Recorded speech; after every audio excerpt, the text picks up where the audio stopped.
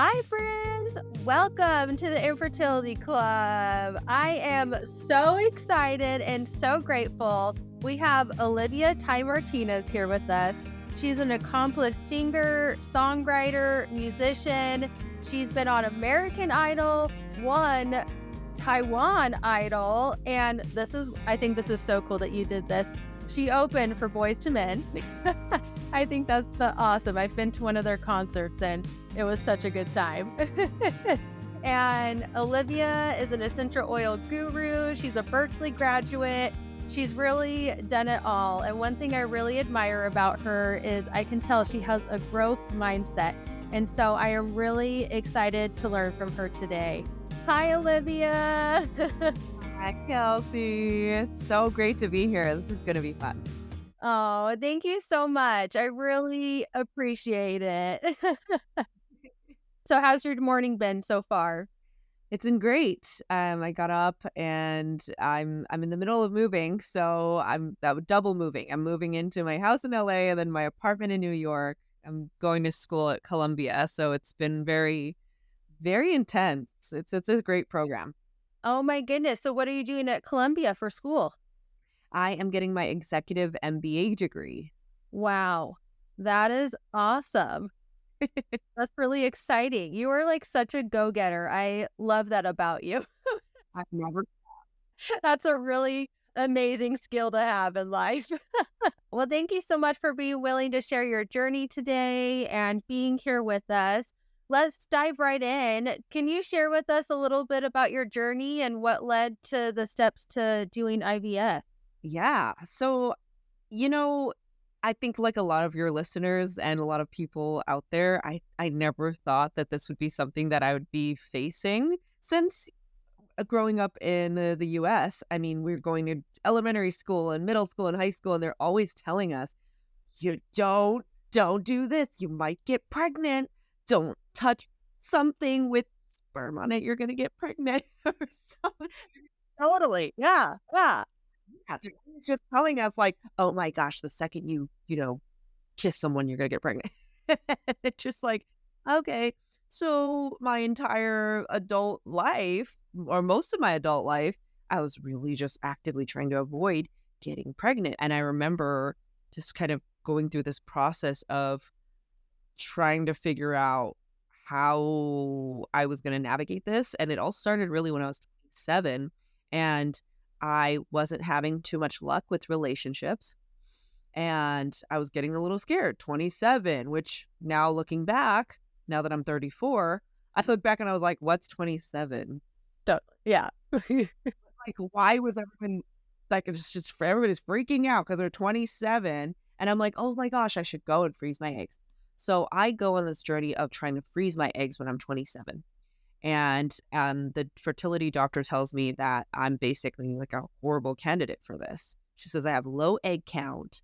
I'm practically infertile. Like I'm just like a broken woman, basically. That's how I felt, right? She didn't say that, but that's how I felt because as a woman, we feel like, okay, well, that's the one thing other than our chromosomes that distinguishes us as women. We should be able to give birth and carry a baby and give life, right?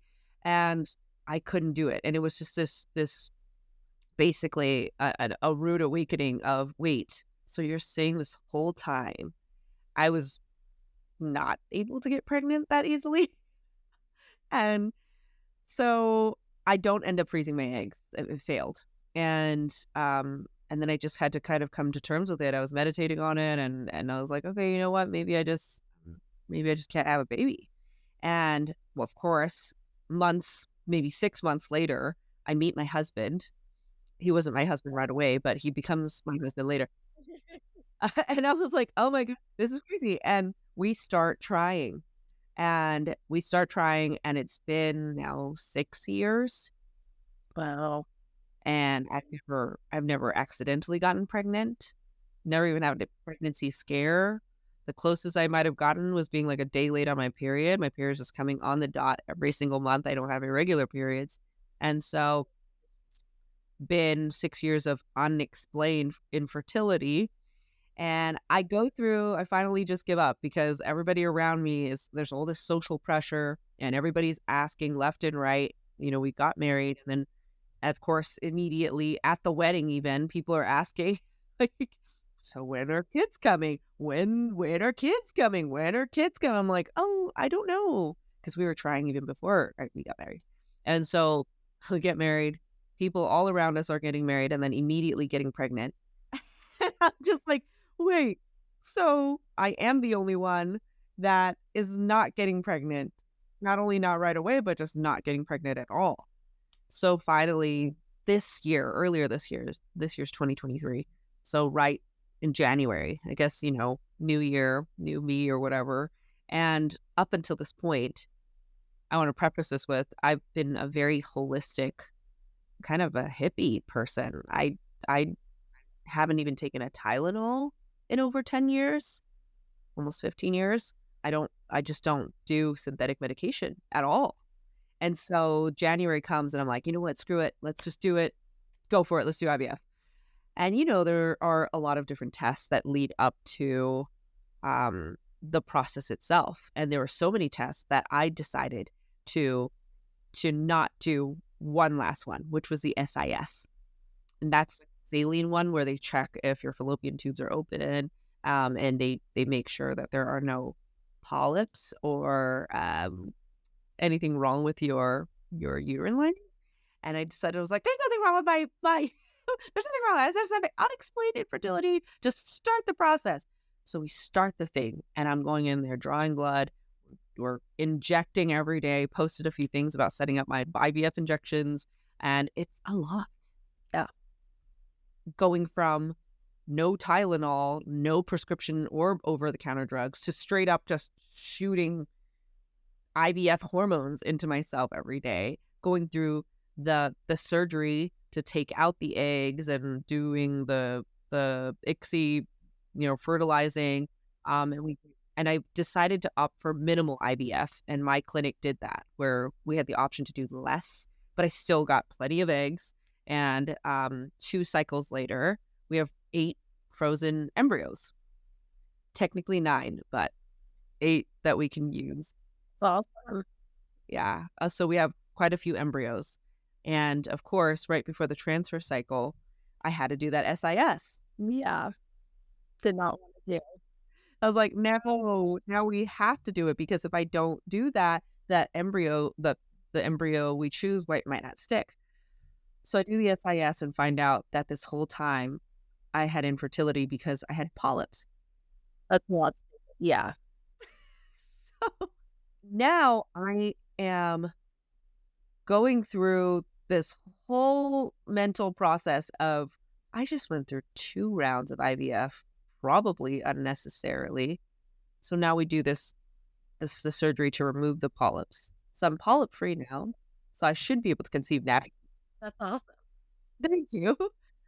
But now we have 8 embryos. And then I didn't know that the transfer cycle had even more drugs.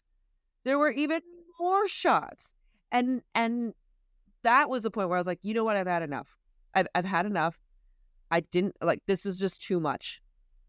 And so what I did instead was apply to Columbia Business School, and decided to get my degree instead. That's a great idea, though, because sometimes it becomes so stressful, and it just needs a break from all of that kind of the IVF world, and take a break. And because sometimes you just need that moment, and then everything falls into place eventually. Yep. And I realized that, there was so much going on this year. This year has just been chaotic, to say the least. And for me, nothing has been more stressful than this fertility journey. Nothing. And I say that with so much that has gone on in my life, and my life has been, it hasn't ever been stable. It's always been very chaotic since I was a child.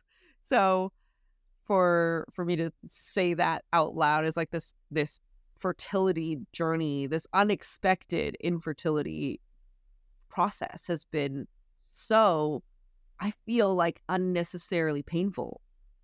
It is painful. It is. It's hard. I think you nailed so many amazing points. There's this underlying feeling of like, this is what I want. And this is also something that I feel like I should be able to do, but it's not happening.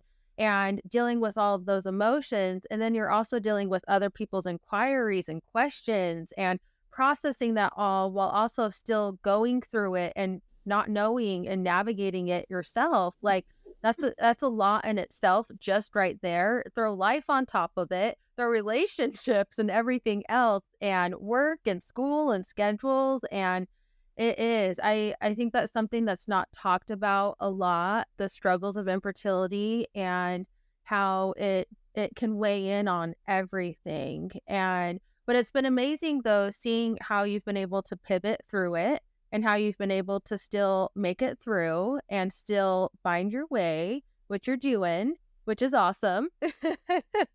And I admire that. And I want to hear more about your holistic approach on things, because that was one thing that really intimidated me about IVF was all the drugs and medications. I was the same way as you, where I literally had gone through this transition where I had gotten rid of all the household products in my home. I had cleaned everything out. I had started doing a lot of just more natural things. And how did you handle all of that and decide, go that route?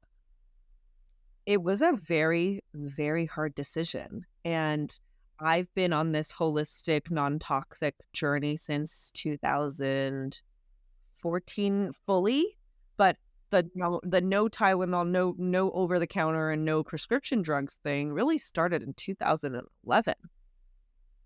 So it's been, yeah, over a decade. And the first time it happened was when I was freezing my eggs. So there was just that one time of trying to freeze my eggs, which is a very similar process to the to getting embryos. It's just missing the other person. But that was hard to go through, because on top of understanding that I wasn't able to conceive, I had, I guess, low quality, low count eggs. As to the quality of the eggs were fine. It was just the count that was low at that time. And then just it was so confusing, because I was on this natural healing holistic path at that point for many years. And I was thinking, oh, I must be in really great healthy shape because of how clean I eat, of how healthy I am. And it's an entire lifestyle.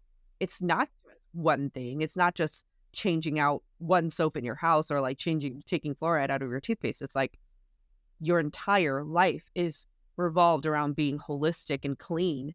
And I'm like, okay, well, there's no way I'm not using endocrine hormone disruptors, or like I'm not subscribing to things that say people around me are subscribed to.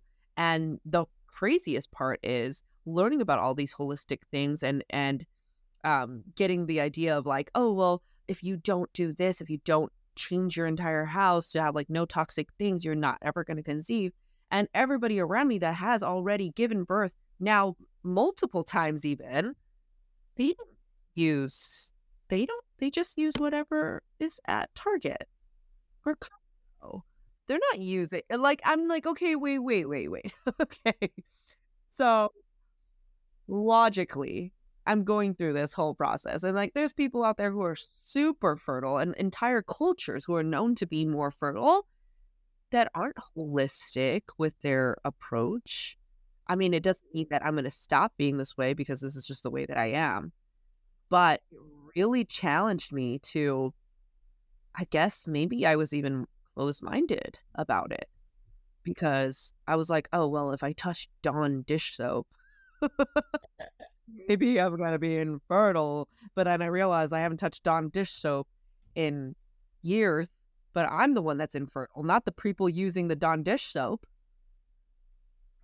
No, it was quite a battle, especially too, being a doTERRA founder. I've been doing, sorry, I'm actually staying at my cousin's house, and she has a baby. She's like opening.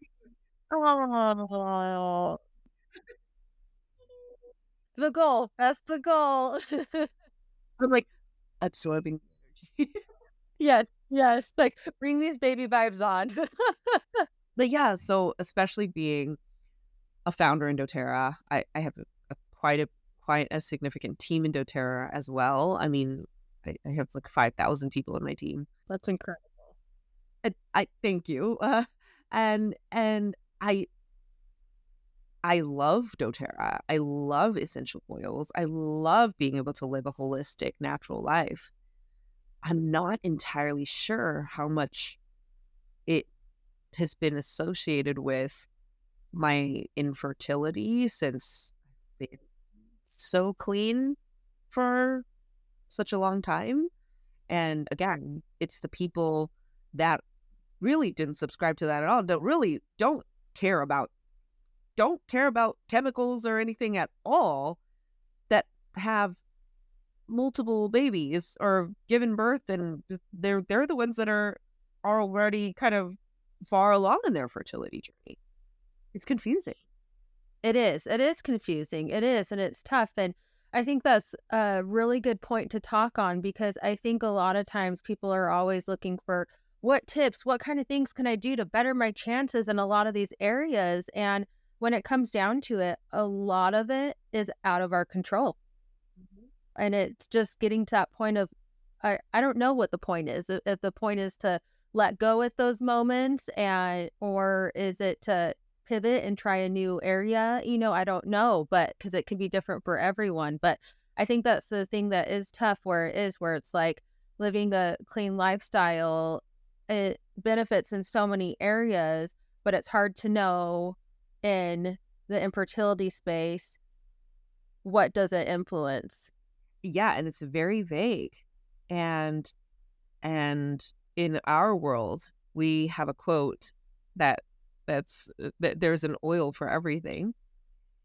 And I'm going, okay, well, I'm not sure if there would have been an oil to scrape my polyps out of my uterus. Totally. Yeah, there's sometimes where it's like those medical procedures just have to be done. Mhm. Totally. Yeah. Oh, I'm like getting all these memories because I used to do doTERRA and I loved it. And I mean, I still use all the oils and stuff all the time. I used to do it as a business, and yeah, it's such a great community and so many amazing people in it. And I feel like that like helped me on my path of learning and growing as a person. And so I will always be forever grateful for doTERRA. Absolutely. I mean, that entire doTERRA business in itself, that's like a personal development program, in a bottle. It's more so about personal development and developing self-awareness more so than anything else. And I think that's so important. I think that's more important maybe even than the journey itself is becoming self-aware and understanding that there are so many different ways to solve one problem. Yeah. So going through this, it's been a lot of up and downs for you. Have you found anything that's helped you mentally or physically during these hard times? I had a lot of therapy. I a ton of therapy Yeah, that's great. to really understand what was going on inside. Because on the outside, I mean, you can treat it like it's just a physical process, right? It's just a logical thing. We can't conceive. Take a few shots of these hormones, go through the surgeries, transfer the embryo into myself, and then we can possibly have this baby. But the part that people don't see is the hardest part, which is that it's emotionally, mentally, physically draining.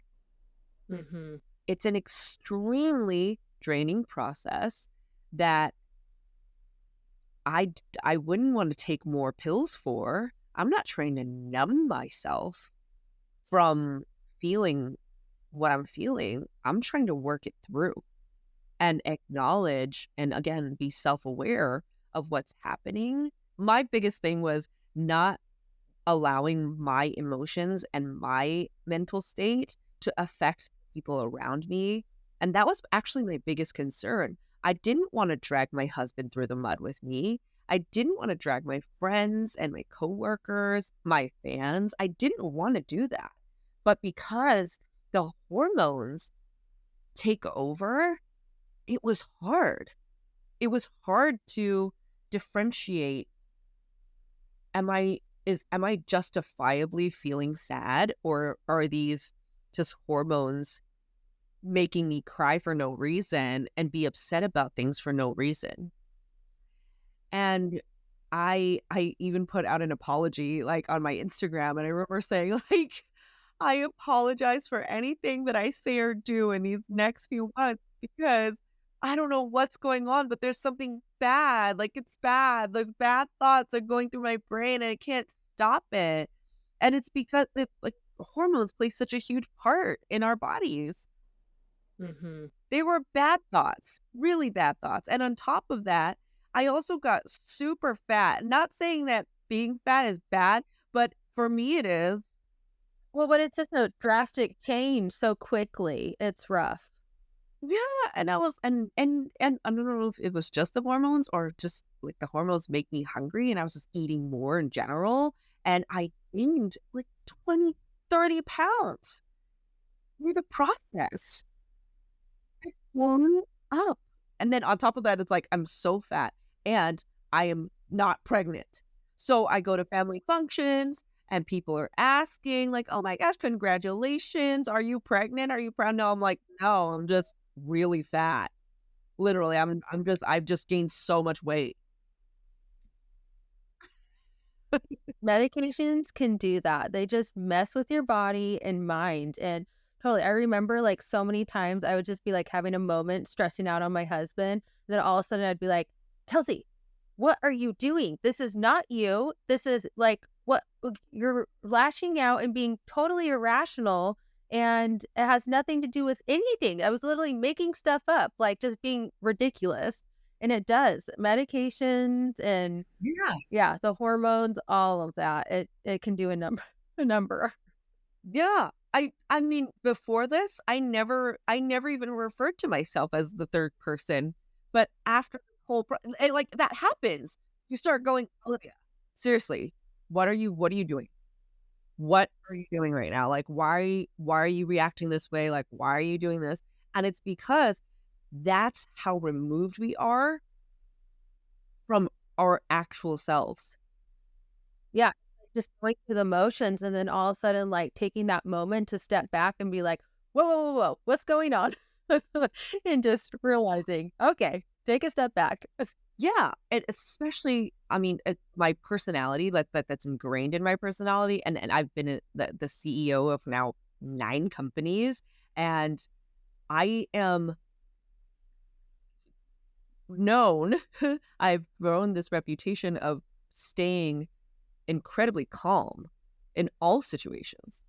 I don't care how big the emergency is. I'm just like I go about it in a very logical, strategic, and calm way. So for me to be out of that element is very uncomfortable. And then I just get frustrated because I'm like, well, I pride myself in being emotionally collected, calm, collected, cool about situations. And then every little thing is irritating me when I'm on these hormones. And it actually got me to thinking like people that actually have hormone imbalances and like this is must be how they feel all the time. Totally. That was actually an interesting, I guess, observation during the process because it's like people who have this is why I don't know sometimes like there's always that one person in our lives the crazy and I'm like oh maybe that's what they're going through like they might have an actual hormonal imbalance like It's a really great perspective on it because it helps remind us and give us empathy for those people that are struggling with that and going through that. I think that's a really, really good insight. I like that. So you had mentioned before that people were asking and, just assuming you're pregnant and things like that. How did you handle that? Because those conversations aren't the easiest to have. Well, at first, of course, we received that information, and it's also a cultural thing. I think Chinese or maybe like Asian cultures are a little bit more blunt, and they'll say whatever's on their mind. There's no real filter involved, and they'll say things like that. They'll just be like, "Wow, you've gained a lot of weight, or you've lost a lot of," like, they're always commenting on your weight in general. And for me, because of my age, I'm married, I'm at that time, I've already said that we're trying, that we want kids. And every time I was getting that at first, I was like, oh, no, I'm not pregnant. I don't know how to react to this. No, I'm not pregnant. And then eventually I got it so often, and I have such a big family that we're just always doing family gatherings all the time, that I just started responding with like, no, I'm not pregnant. I'm just fat. I love it. That's so great. To the point where I was like, "Can I just get a T-shirt? Like, can I just get a T-shirt that says, 'No, I'm not pregnant, I'm just fat'?" Like, I'm gonna wear a shirt around so no one asks me questions. Totally. Yeah, yeah. And of course, that wasn't gonna help. I mean, my entire family's Chinese, they're not gonna read it or anything, but I was like, I don't know how else to deal with it other than, like, turning it into a joke, which is how I've dealt with a lot of situations. I just turn everything into comedy, and it makes things better. Yeah, comedy, laughter, it really does. It always lightens the mood. It adds it adds a lot. Yeah, and then I acknowledge, I'm like, "Okay, I know why you're asking this." I have a little pooch because that's how you know that you have a hormone imbalance, right? It's actually in your belly, which is ironic, Of course I didn't know that. you know? So it's like if you have a hormone imbalance, it's usually in your belly fat. And of course, that's what's happening. And it looks like I'm pregnant. So I mean, I'll acknowledge it. I'm not going to deny that I look pregnant. Oh my gosh. That's so great.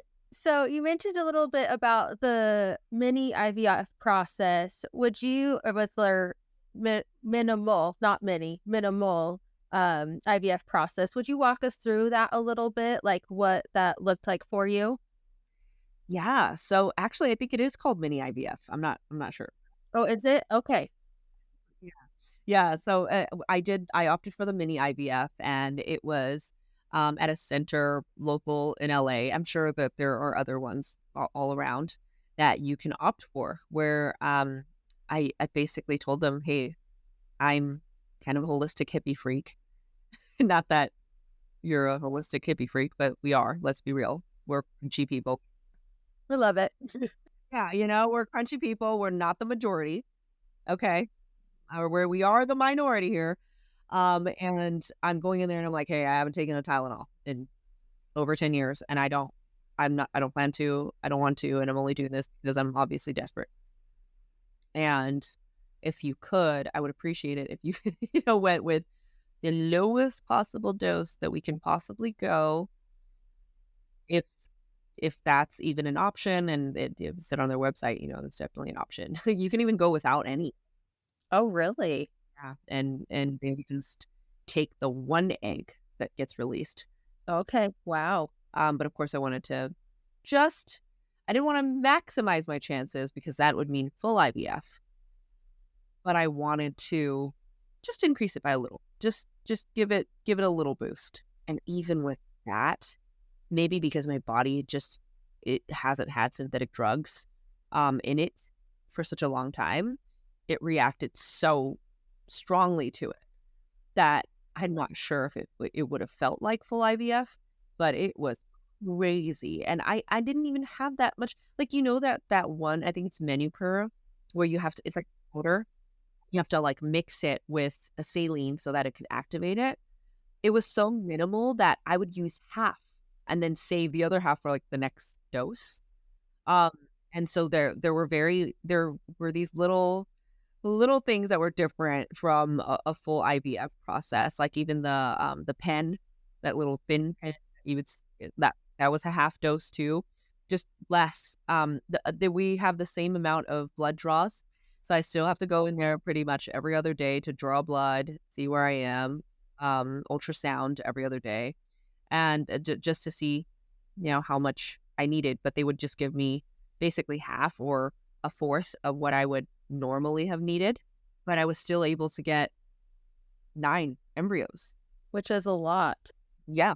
I mean, that's a ton of embryos that all made it to the blastist stage. That's a big deal. That's a big deal. Right? I was like, hey, look at that. And that was all mini. It was all minimal IVF.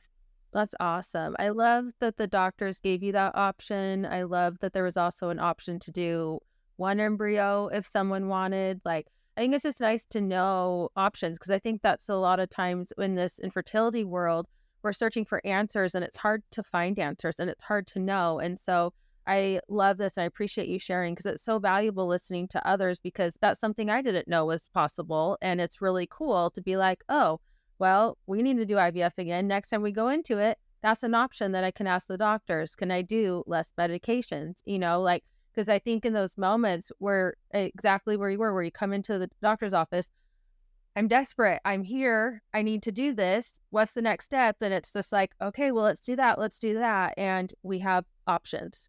Exactly. And that was really my hesitation before I found this clinic, because I didn't want to do the whole thing. Like, it met me in the middle, Mm-hmm. is what I mean. And I think that's what speaks most to the holistic people listening is we really don't want to, right? I mean, that's in the end, like that's probably the craziest thing, the furthest thing that we would have wanted. Using Castile soap. We're using Castile soap without any plugins in our house. It's just it's a different process. We don't. That's like the furthest thing that we could possibly want, is to inject ourselves with synthetic hormones to have a baby. And so if I can minimize that, that's what I'm trying to do. Totally. Well, I think that's a really awesome option. And I'm really glad that the doctors listened to you and that you're able to find that, because I think that is super, super huge. So, how has this been with you and your husband? Has it been hard on him? Has he been handling it okay? I think it's hard because fertility in itself is challenging for any couple. Mm-hmm. Yeah. Infertility is interesting because, I mean, this is just how I felt through this process. Immediately, the female, I feel like, is to blame. Yeah. Majority of situations. So if we're not getting pregnant, it's always going to be me. And in the end, of course, we did all the tests and found out it really was me. It was my polyps. It was nothing wrong with him at all, and he was perfectly fine. And he was a healthy, reproductive male.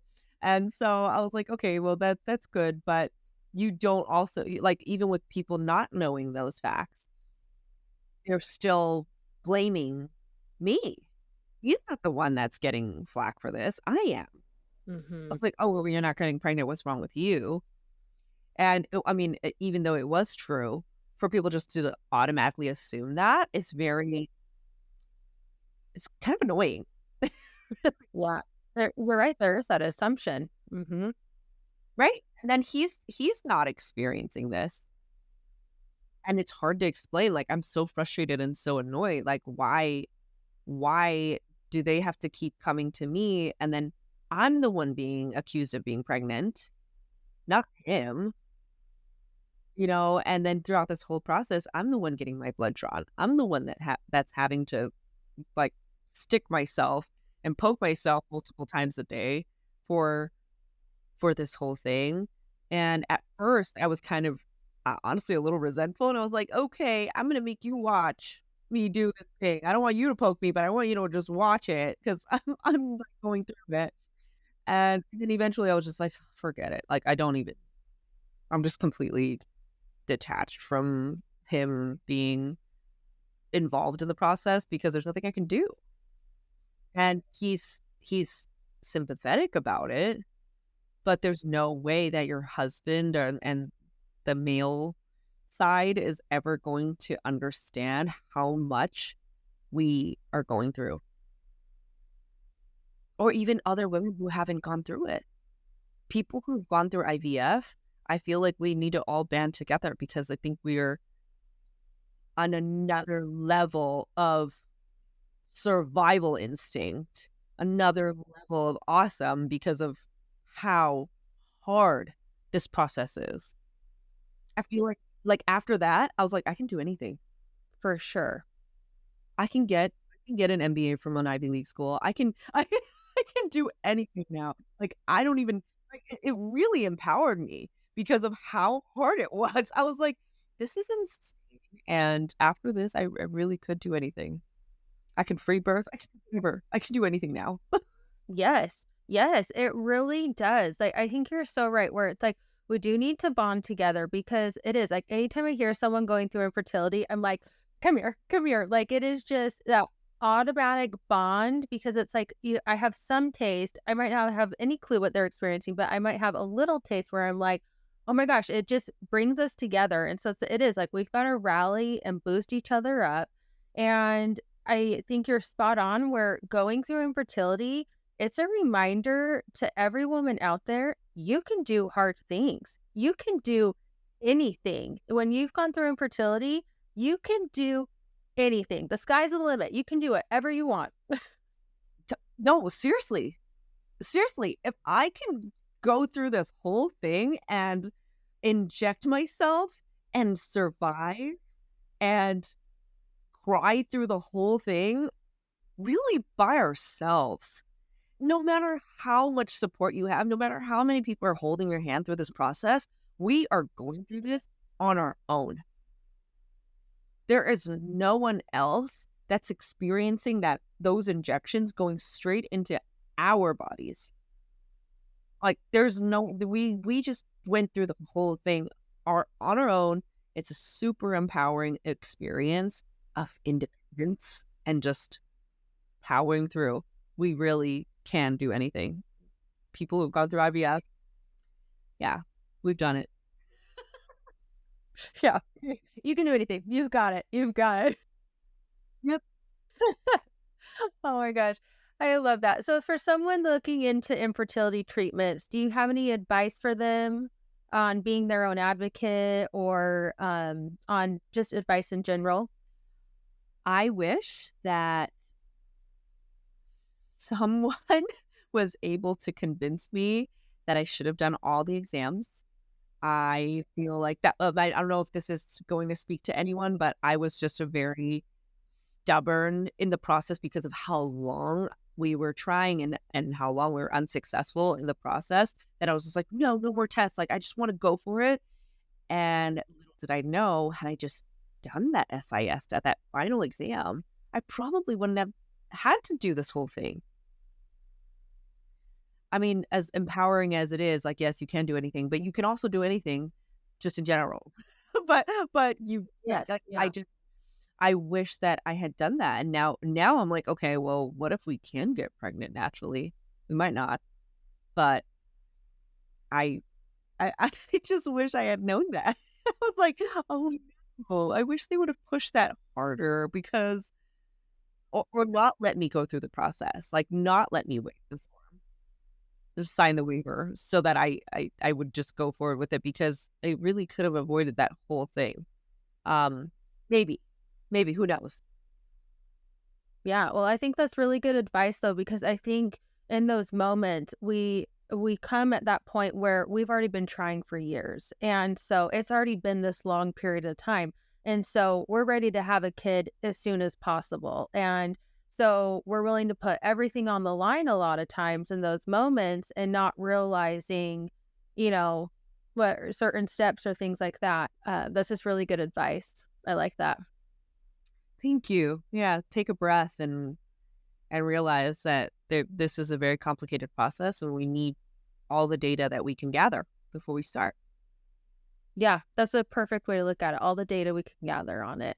Oh, Olivia, you're seriously so darling and so awesome. It's been really great to hear from you. Is there anything else you would like to share about your infertility journey?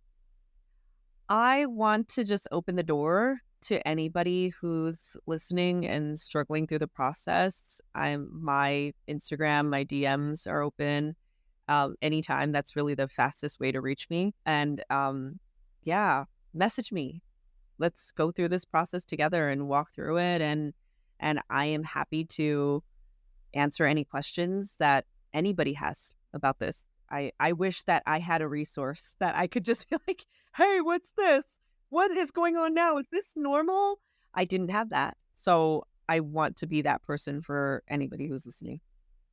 Oh, thank you so much for being willing to do that. And for anyone listening, you do not know how amazing of an offer that is because you will find those moments where it's like, oh my gosh, am I doing this injection right? I remember freaking out about air bubbles in it and just being like, is this okay? Is this wrong? Like it is having a resource of someone to be able to reach out and talk to is huge. Someone who's been there, someone who's experiencing it.